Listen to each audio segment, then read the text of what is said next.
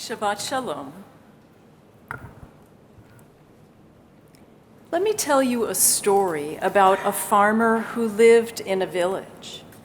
One day, his horse ran away, and when the villagers heard what happened, they came up to him and they say, "Oh, that's too bad." And the farmer shrugged his shoulders and said, "Good or bad, hard to say." And the very next day, the horse came back with 7 wild horses. And so the villagers came up to him and they said, "More horses, that's good." Again, the farmer shrugged his shoulders and said, "Good or bad, hard to say." A week later, the farmer's son was riding one of the horses, the wild horses, and was thrown off. And as a result, he broke his leg. So when the villagers heard about that, they said to him, "Oh, that's bad." And the farmer shrugged his shoulders and said, "Good or bad, hard to say."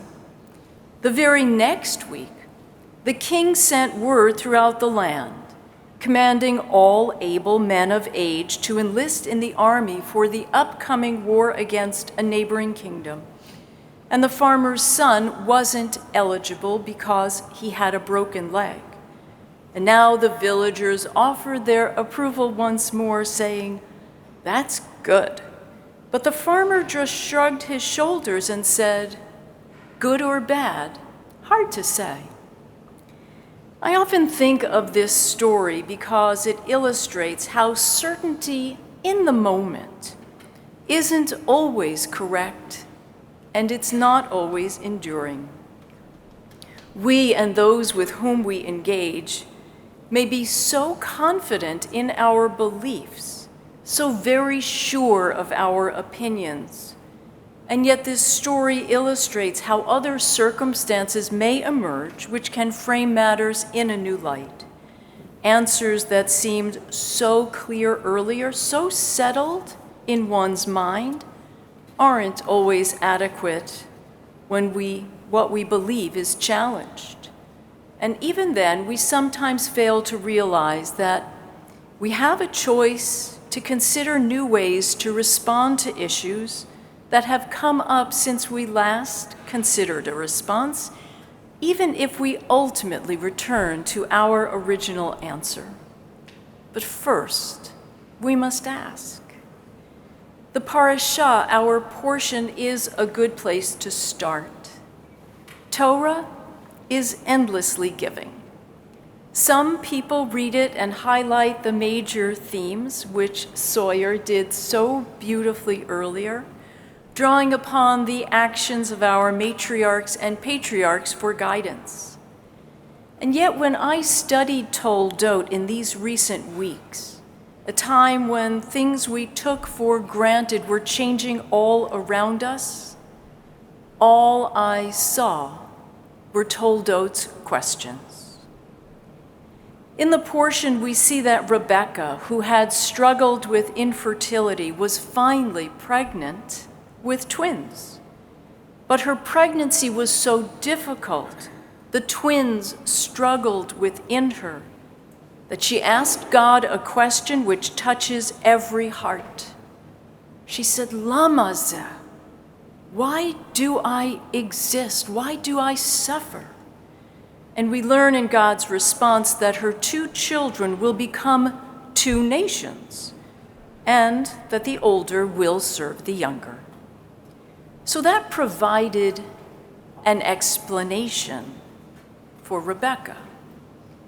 But what she was really asking was something much deeper.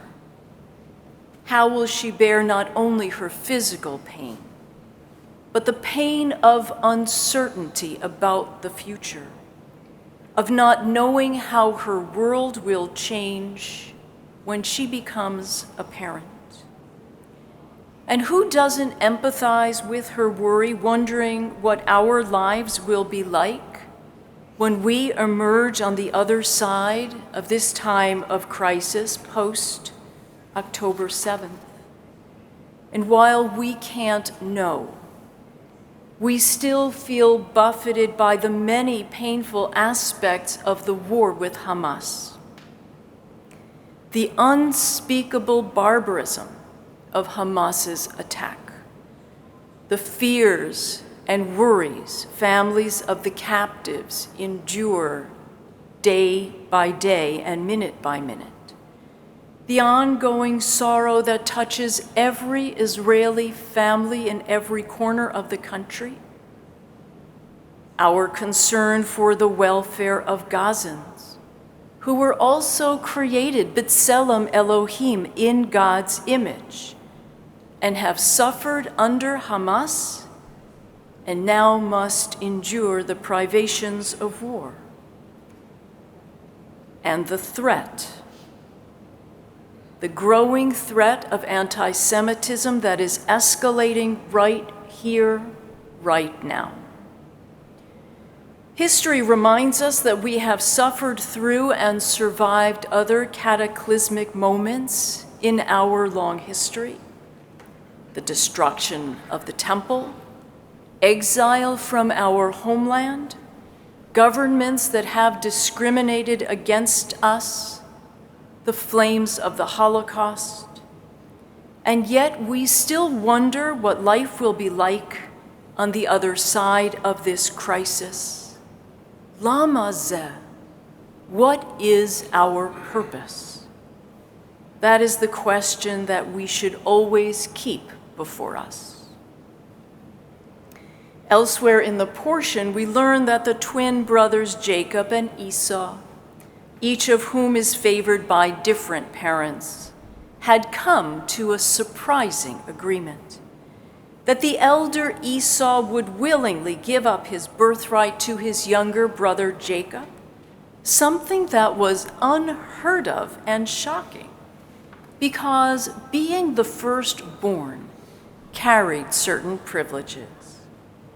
And yet when Esau's day of hunting had failed and he came home famished and found Jacob tending a full pot of stew, we learn in that moment that Esau valued the food more than his inheritance. Esau gave up his birthright to satiate his hunger, asking rhetorically, "I am at the point of death, so what use is the birthright to me?" What use is the birthright to me? The birthright is an intangible, and yet it is also the essence of who we are, the core of our identity. And though it has come to mean the physical things one is entitled to inherit from one's parents, in the context of this story and every Jewish story, the birthright is the blessing that was given to Abraham to possess the land, which Isaac is now poised to pass to his son. There's no irony in noting that birthright is currently the name of a sponsored trip to Israel for those in their 20s, which is intended to awaken one's dormant Jewish identity.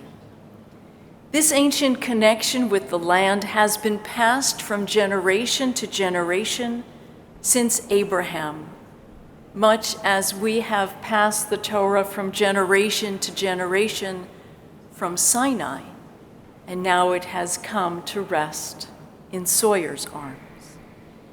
After October 7th, Esau's pointed question, "What is the birthright to me?"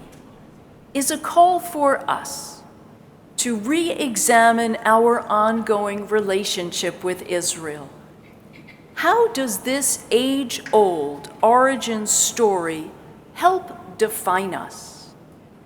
In what ways have we benefited from an association that has persisted through countless challenges and recently given rise to a sovereign nation that is 75 years young?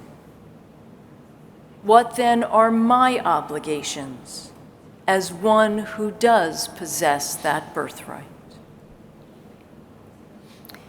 As the portion comes to a climax, the patriarch Isaac prepares to bestow this blessing on his older child before he dies. And remember that ownership of Esau's birthright has already been transferred to his brother Jacob, though it is apparent to us as readers that his father is unaware of this agreement.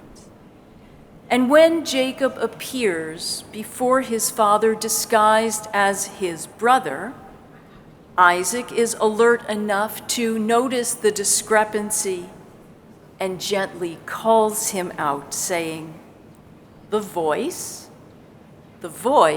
is the voice of Jacob, but the hands are the hands of Esau. And finally, Isaac asks outright, who are you, my son?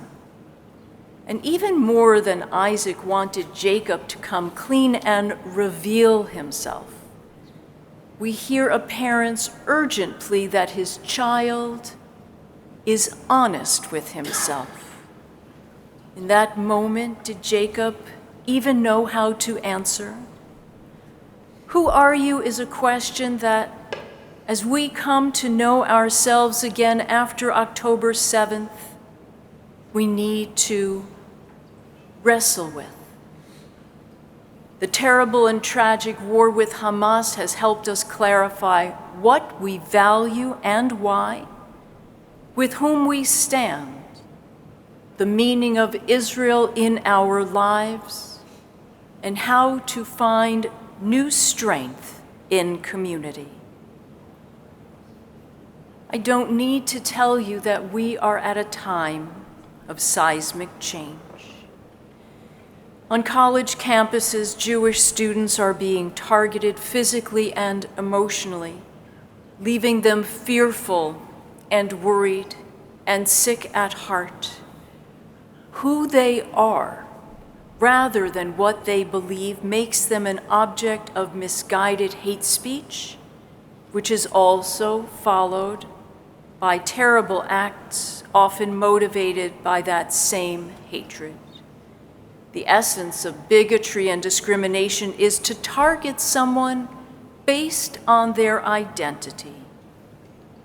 We see speakers being deplatformed, challenges to free speech that cut in more than one direction, paradigms shifting more quickly than we can process.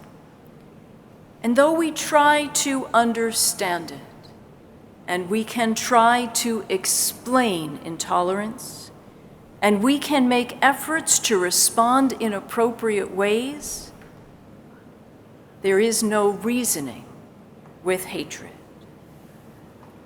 The answers to who are you touch each of us as we navigate this city and beyond, now concerned more than ever with our own physical safety, and as we carefully interact with friends who may fail to fully understand the sensitivity of this hour, and with coworkers who may bring their politics into the workplace and may have no interest in hearing an opinion that differs from their own.